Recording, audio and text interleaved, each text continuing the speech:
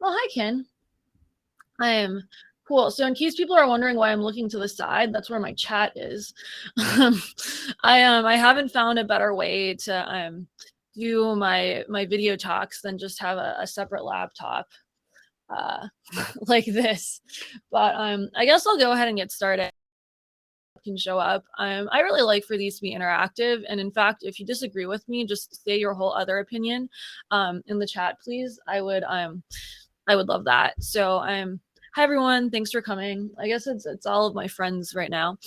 So you probably heard most of this stuff before, but I added some new stuff in the last week because I was like, I can't just keep giving the same talk to the same people. But I'm going to talk about how automatically generated API specs let us code against production. And this is a slightly different story than the one I told last year. So I'll also tell you about all the learnings we had in the last year. So a big motivation for what we're doing is API first remains elusive for many. And so for me, I come from the world of programming languages, and it was very much about spec first, and having any sanity or sense of what your code does is very elusive for many. But there's this great state of the API report from Postman saying, even though API first sounds great, there are a lot of companies that aren't actually API first. So one explanation is that everybody else is just getting there. They've seen the way, they're going to get there. But another explanation is that API first doesn't quite fit the pace of modern development without more tools. And so this talk is about what's a model that works better, and different people have different versions of API first. I'll say what I'm mostly putting out there as a little outdated is the design first understanding of API first. So this talk is about bridging the gap between design first and implementation first, or why the rise of SaaS and APIs doesn't mean specifications have become meaningless. So there's been a growing gap between specs and code. You hear me talk about this all the time. I'll talk about it again. I'll talk about API in the loop as my proposal. The world should work with APIs and API specs. And then I'll talk about what we learned in this last year, because last year at this time, I really thought that we were going to be getting most of our API specs from test and as part of building the system. But we've been shifted right pretty hard in the last year. So I'll talk about that. Thanks, Kevin, for the comment. And a little bit about me for everyone who doesn't know me, which seems to be maybe not that many people at this point. It's a small community and a very friendly one. But in case you don't know, I'm the founder and CEO of a company called Akita Software. We're doing API-centric observability. I was previously a professor working on programming languages, program analysis, so I was working on application level stuff. I came to believe that APIs and learn API behavior automatically was the way. Because I realized there are huge gaps in understanding at the level of the API graph and not the applications themselves. And I've learned a lot about the technical and non-technical pain points around software as I've gone on my Akita journey.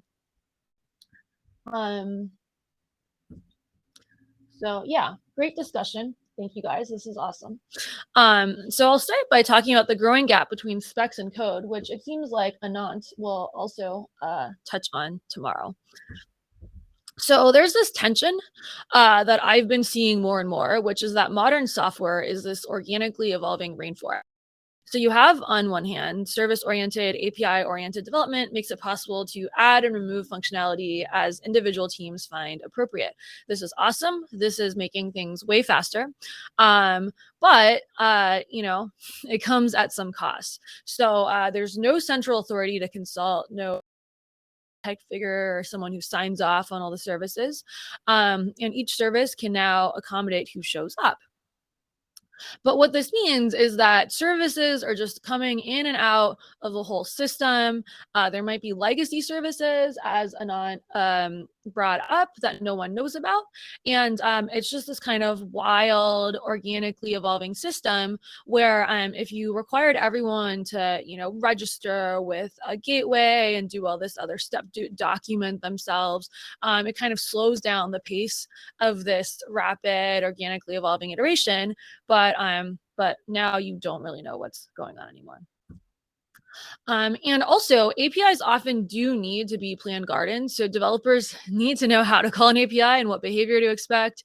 Product managers, documentation writers, and the rest of the team need to know what they're working with, because your API is your product, especially your external API, but even internal APIs. If you're an internal team, you depend on another internal team. Like, what's going to happen if that other API changes? And so there's now this interconnected web that's trying to have the semblance of some planning and some understanding of this is how the whole thing fits together, but all the pieces are just coming in and out in a very free flowing way. And so it's not surprising that API documentation remains elusive. It's not surprising that design first is becoming more and more elusive, because what's happening is the rise of SaaS and APIs make it possible to drift from designs faster than ever before. The complexity of software behavior makes it difficult for developers to understand intended behavior, let alone plan and document it. And the fact that APIs are products, we've moved into this world of rapidly iterating on products. And so APIs are going to evolve a lot once they're in the world. So you have this tension between stuff is evolving quickly, it's moving really fast to keep up with the pace of modern development. But at the same time, you want some order in your whole system without slowing that down. Um, yeah, it is true, Marsh, that product managers have lots of opinions on API design.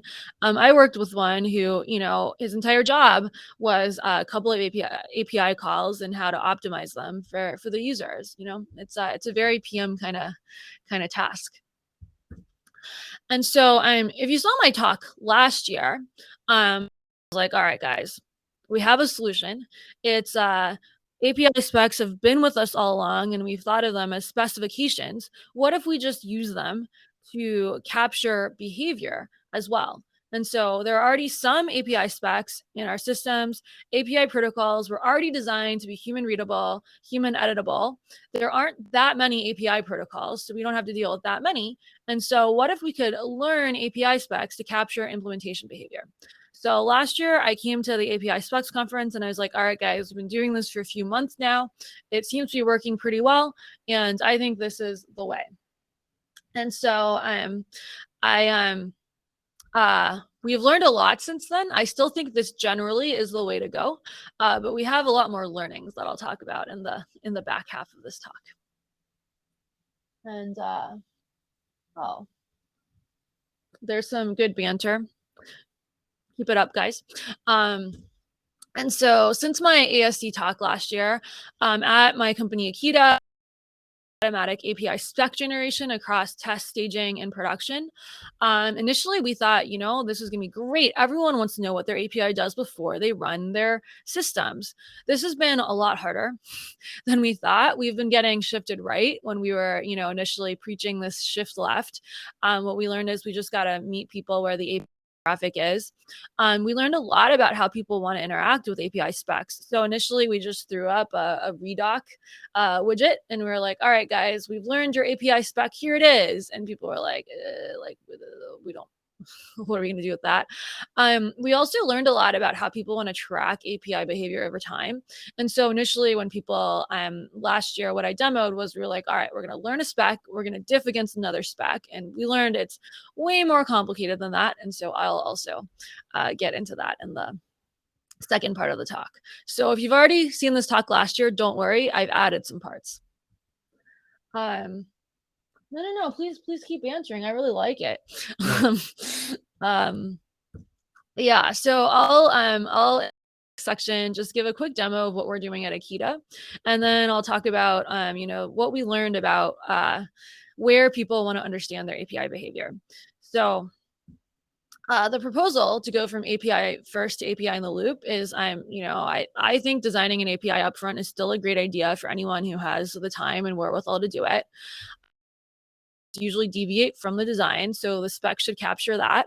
Implementation behaviors evolve in production, and even if they're not intentionally evolving, you just have parts coming in and out of the production system, and those parts are changing. They're changing themselves because they're SaaS systems and they're APIs themselves. And so, the spec should capture that too, if that affects the behavior of whatever service you're looking at. And my big thing is the spec can be used not just for documentation, but for a lot of other things like ensuring production matches. Once you have a spec, you can do testing with that. There's a lot of stuff you can do with that. But the question is how to keep the API spec up to date everywhere while maintaining sanity. And that's where, at Akita, we've been saying we can come in here now. And we found some good places to come in. We also found some places where, maybe we shouldn't come in. So so I'll talk about that. But I'll just give you a quick demo of how Akita works. Um, the main idea behind Akita, wait, I'm gonna put you guys away. The main idea behind Akita is we're going after this dream of one-click API observability. So the idea is, wait, why are there so many things? Oh my gosh. Okay, sorry. Um, quit. Anyway, sorry about that. So the idea is we want to be able to just, very seamlessly go into a system, go into a Kubernetes host or listen on a port, and then just understand people's APIs and API behaviors and everything having to do with that. And so how we do that is by watching network traffic using what's called PCAP filters. And so I have a Docker container that I put up here. What I'm going to do is I'm going to invoke Akita on port 8080 to listen. So this is using something called libpcap. It's just passively watching API traffic like a creep. And then I'm going to send some API traffic by calling this test script. And then Akita is going to watch it and then generate a model of what's going on in the API. And by model here, I don't mean like machine learning model. I mean like a API spec kind of model. Are really the magical thing. Let's do a new window here. The magical thing that helps people understand what's going on with their APIs. So this is what we generated completely automatically. So we watched the traffic and then we were able to say, all right, these were the endpoints we saw.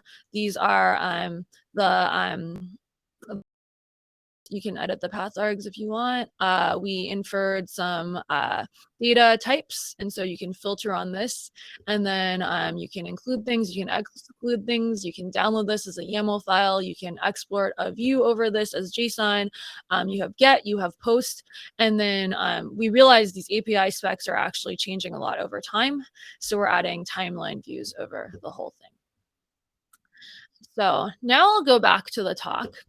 And I'll tell you a little more about just like zooming out what we do with Akita. But I think what's probably interesting to a lot of people here is just our learnings from trying to do this in practice. So with Akita, what you get is after the fact specs from your API traffic, we watch API traffic and test staging or prod. So anywhere that there is traffic, we can watch it. Sometimes when there isn't traffic, as long as we can get an HTTP archive, HAR file, we can get at that. We analyze the traffic, data types, properties of API behavior. We use these models for analytics, behavioral diffing, and more. Diffing has turned out to be like a very complex problem, and I'm happy to talk more about that. And then we also have gotten a lot of interest in comparing hand-generated specs to these automatically generated specs.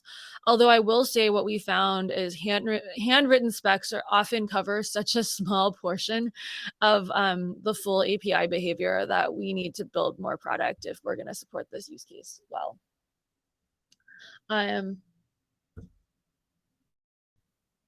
Cool. Yeah, specs by example, that's true, Anant. And what you can do with these after the fact API specs is you can explore them to understand endpoint behaviors, data types, and more. You can, in theory, diff them against handwritten specs, although like this I think needs to be a whole product on its own. You can diff specs across pull requests and canary deployments and more. Although I will say we discovered the structure of the spec is not so much what's interesting, because the noise to change ratio is pretty high. But there's like, once you have a spec, there's a lot of other stuff you can do, and I'll talk about this in our learnings. And then you can also use these specs anywhere you're using API specs. So for documentation, client generation, test generation, and more. Cool. So now I'll talk about what we learned, and I think this could potentially generate a really interesting discussion, because I think it really has shown me a lot about the meaning of life and API specs and all of that. But yeah, so what we thought was going to happen was, you could shift left, you could be almost API first. And by here, I mean like the design first sense of API first. You can learn specs and CI and have them by the time of code check-in. You can, diff your specs against every pull request, and you just know everything before you run your code in production. So last year I was like, yeah, this is the alternative to testing in production. You just have everything. We told people, you can catch all of your breaking changes earlier, because you get all these structural changes before code ever hits production. You can understand your test coverage. You can diff your test specs against your production specs, see how well your tests are doing, and you can understand drift from intended specs. You can diff your test and production specs against handwritten specs. So basically, we were like, man, like you're almost all the way there to being designed first. You're almost all the way there to, doing all this stuff. We can just like give you that extra boost. And Marsh is laughing. Um, I don't know if he's laughing about this. Oh, okay. He's laughing about the conversation. Yeah, so we had this dream where like, we're really, really close. And so then we encountered real reality. And so most software teams, what they told us was, we try to be good about writing tests, but we often don't even test our systems until production. So it's not even that these systems don't have an API spec, they don't even have tests. And so, this leads me to the next slide, which is obstacles we encountered. So first of all, we learned that a lot of people, in addition to not having API specs, don't really have thorough test traffic. And so, people like I think when we had this blog post that was like, catch all of your breaking changes and tests, we will just watch your API traffic, it'll be great. Like that was probably the blog post that got us the most signups. It was the blog post with signups that had the least conversion to actually integrating us, because everyone would be like, BRB, we're making our test environment better. So yeah, that was a big learning. Test traffic often doesn't go through the network was another learning. So we spent like a few months building test integrations. So we're like, all right, like maybe, their test traffic is just not going through the network. Here's the Django integration. Here's a fast API integration. Here's some stuff. And so there's a small number of users with great tests who this is great for them. But most users have shifted right pretty hard. And as Ken observed, we just got to go where the API traffic is. And also the other thing we learned is specs alone don't seem to be enough for people. They want to understand their systems. And so like the big thing we learned was in the beginning, people are like, oh, this is great. We're just going to diff against our handwritten specs and we're going to know everything. So it turns out as Anat was saying, they're like most open API specs that people wrote by hand do not capture the full complexity of what happens in practice. And so people would get these like massive generated specs and they're like, oh my God, what is this?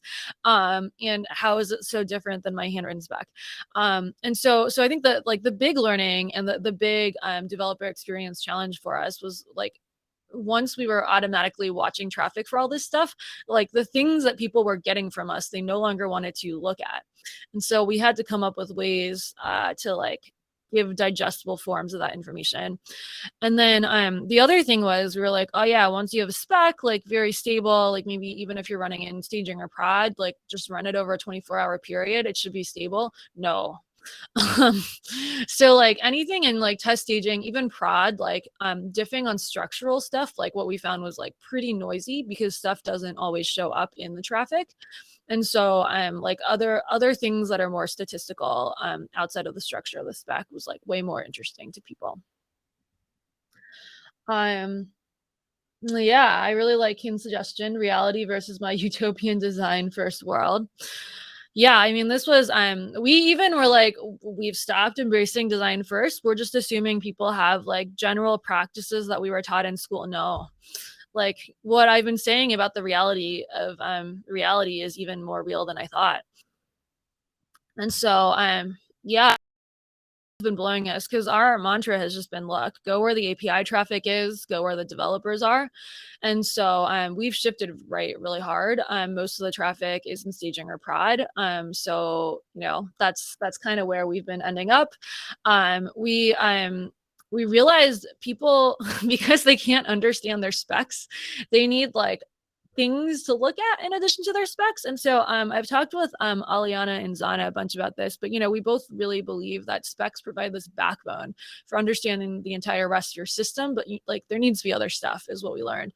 And so like once you learn endpoints, you're not digging through like massive log pools anymore, but people still need like some way to digest this whole thing. And so users are like, look, can we have search? Can you give us like some metrics on the endpoint so we know which ones matter? And so that's what we've spent a lot of our time this last year building. And then we started out being like, we'll just tell you what you need to know. We'll tell you the breaking changes, like the end. I don't know if anyone's read my blog post about abstraction tools versus complexity exploring tools, where abstraction tools just like automate some problem away. That's what we thought we were trying to do. But we learned this is actually a complexity exploring kind of tool where people's API behaviors are really complex, and what they really need is a way to explore them. And so what they want is a better way to explore them than going through every log and every single, complex like mission control kind of chart they have. But it's not possible to just come up with a summary of like, these are the 5 APIs you want to pay attention to this week or something like that, at least yet. Yeah, I love the chat. You guys are so great. And so what I believe this means for the future of API is I still think that specs are the assembly language of the API world. So API endpoints and data formats, like I still believe in them 100% as providing a backbone for understanding many other things about systems. And then I left 2 kind of open-ended because I was hoping to discuss with you all. But I think the more we don't expect users to write specs, the more useful they can be. And I know this is controversial in this community, so I kind of left it like let's discuss. And then I think specs can be useful for a lot more than just documentation. So I get into fights on Twitter about this sometimes, actually, where people are like, well, you can't call them specs anymore if they're not reflecting intention. And I'm like, I don't really care what we call them, but like there's something there. Like we need some way of capturing the system that's not just graphs. And I really I really like what Kevin is saying with, what if we designed APIs with observability in mind?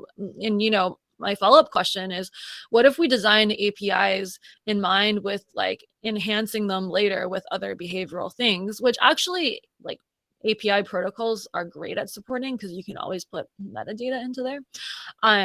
But yeah, like the future as I see it is sort of there's a design in the loop component. We need something to be feeding back from implementations into reality. What we learned this last year is implementations are just way more complex than like I even feared. I've been saying it this whole time for like the last 3 years that implementations are really complex and this is why we're in this mess, but like actually it's even harder than I thought. And so I think the specs community here, if we talk about like how can and should we be thinking about API specs as like this extensible thing that feeds implementations back? Like I would love to see more conversation around that. And so yeah, I mean I'll just leave with my general philosophy. When it comes to APIs, we need both planned gardens and organically evolving rainforests, but we need some way to help the two coexist. I think characterizing what the implementation is doing is crucial. I'm really curious to have a conversation with Anant about like the GraphQL way versus the heterogeneous way. Clearly, I've picked a team, and then I think API in the loop is the way to go, but I'm not entirely sure how to get there. So I'd love to talk more about that. So now I will look at the chat some more to see what people want.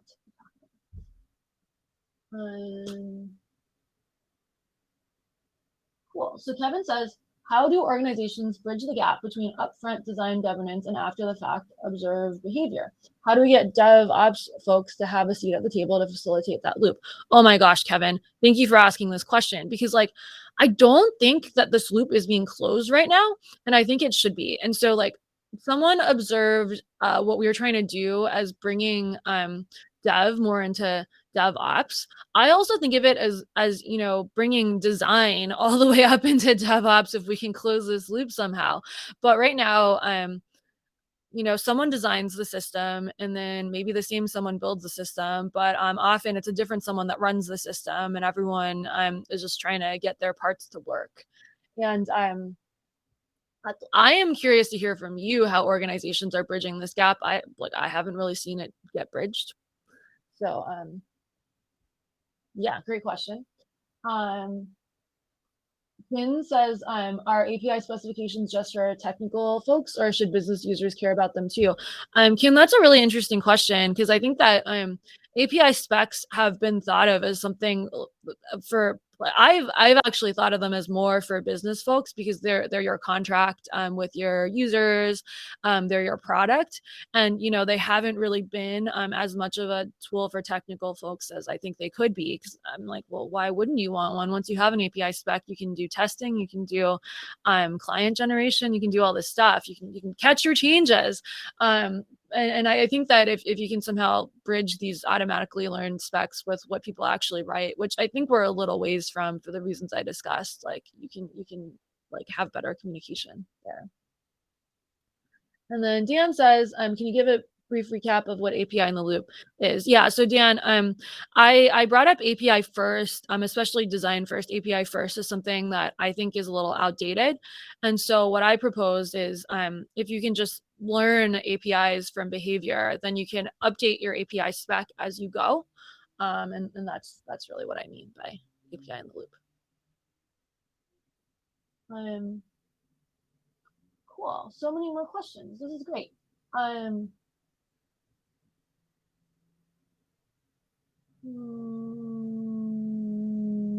How much more time do I have, actually? Okay, we have 2 minutes. Oscar says, do you think we could include some of the proto personas and customer journey map approach in the API specification? Yeah, I mean, I think that in the early design phases, that seems to be like what you would include.